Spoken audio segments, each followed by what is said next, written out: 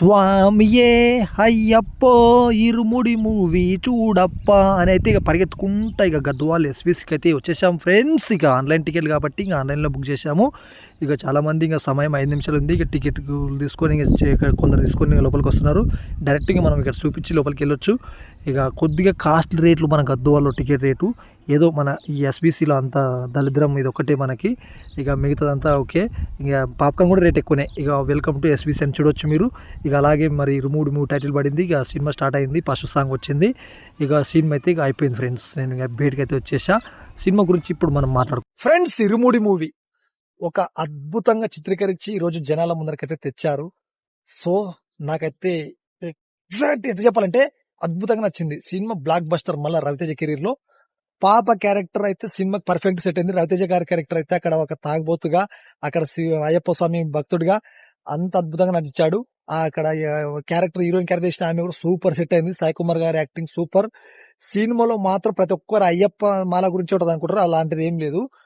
అక్కడ ఎంత కావాలో అంతే చూపించాడు డైరెక్టర్.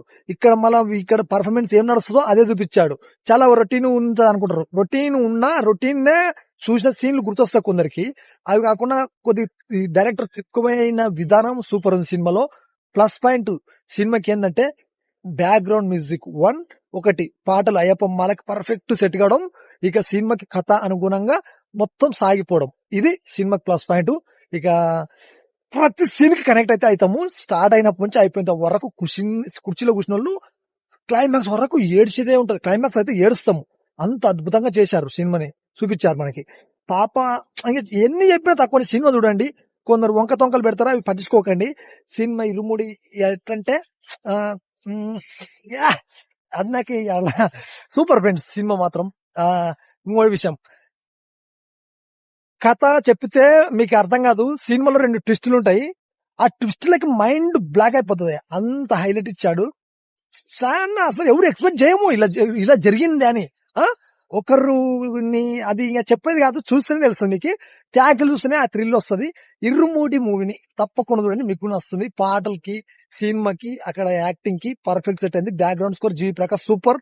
సాంగ్లు కానీ ఇక ఇది ఇరుముడి మూవీ ఈ రోజు గద్వాలు అయితే చూసా.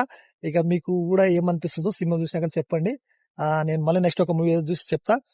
నేను కథ చెప్తాం అనిపిస్తా కానీ వద్దు చెప్పదు. ఆ సినిమా చూస్తేనే థ్రిల్ వస్తుంది. Super friends irumudi. Thank you. Next ఒక వీడితో మేము